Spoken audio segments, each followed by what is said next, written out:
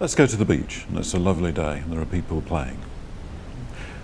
Just suppose some of them got into difficulties. You'd want to call the Coast Guard to get the help you need. I've got a mobile phone. We tend to think our mobile phones are wonderful. Technology is wonderful. What's interesting is I chose this and I like it, but very often we have to use devices we can't choose. Well, let's try and call the Coast Guard. Maybe you don't have coverage on your mobile phone, so you're going to run to use the Coast Guard phone. The Coast Guard phone, you can see on the sign, it's saying call 999. 999 is the right number to call to get the Coast Guard. It says 123. How are we going to dial 999? That's guaranteed we're going to take longer. I'm confused, I don't know what to do. I can't dial 999. I was told to dial 999. What do I do? Well, there's a really interesting thing going on here, that somehow the Coast Guard has put a 999 phone on the beach for everybody to use, and you can't do that. Something's gone wrong with the design. Here, it's really obvious that it's gone wrong. Possibly the Coast Guard don't notice because, of course, the only people who ring them up have succeeded in using it, and they're not going to say, oh, there's a design issue here. They're going to say, come and rescue the kids who are drowning. So it's an obvious design problem, but nobody knows about it. In hospitals, everybody makes slips. And obviously what's good about hospitals is everybody's professional and those slips get sorted out. What worries me is people make slips and the technology isn't part of the team that stops those slips turning into catastrophes.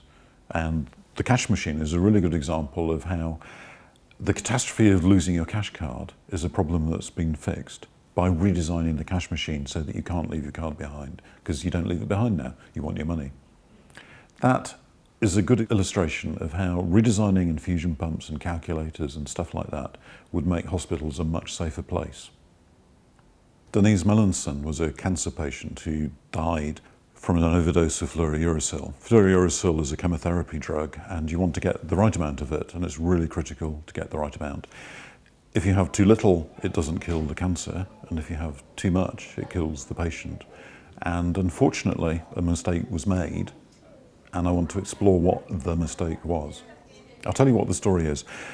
Denise Melanson was called an ambulatory patient. She was walking around with this infusion pump and a bag of fluorouracil. So this is really nice. It means you can walk around, you're not stuck tied to a bed. Her bag of fluorouracil runs out and she goes to the Alberta Cancer Care Centre to get some more drug. And the nurses go to the pharmacy, they get another bag of fluorouracil and they have to calculate how much fluorouracil the pump is going to give her. And it should have been 1.2 millilitres per hour.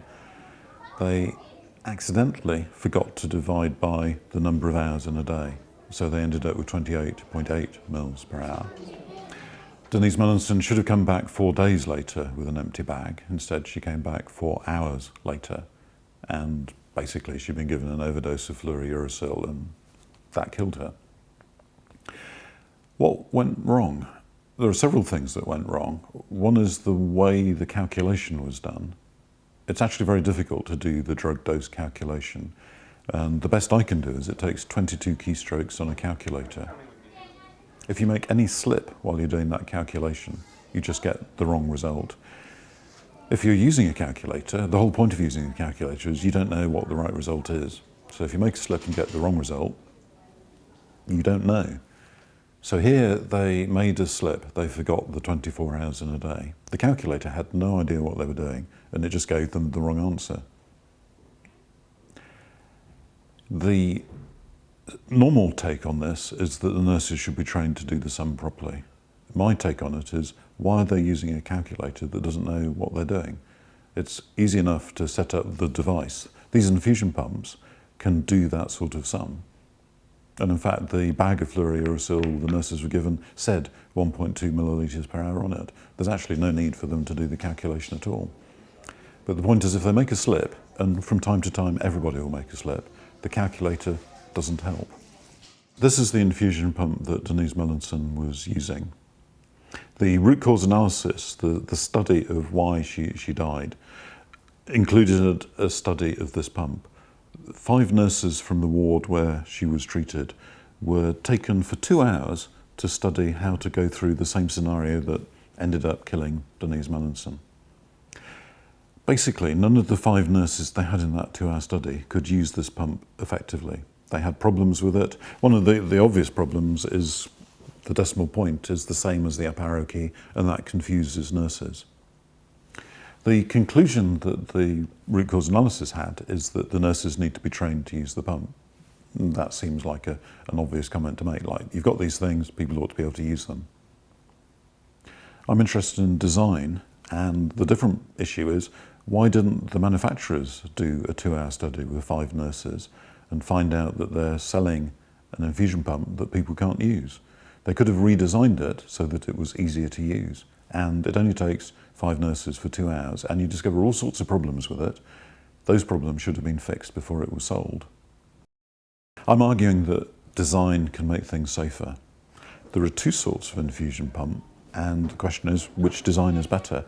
There's one sort, like the pump I've just shown you, which has got a calculator keypad on it. If you want to enter a number like 12.3, you key in 1, 2.3. You key in the digits. The other sort is an incremental keypad, whereas if you want 12.3, you press up and down and you gradually increase the number to 10, 12, 12.3, or you decrease it from 100 down from 90, 80, 70 to 12.3. So one sort of infusion pump has up-down keys to increase or decrease a number.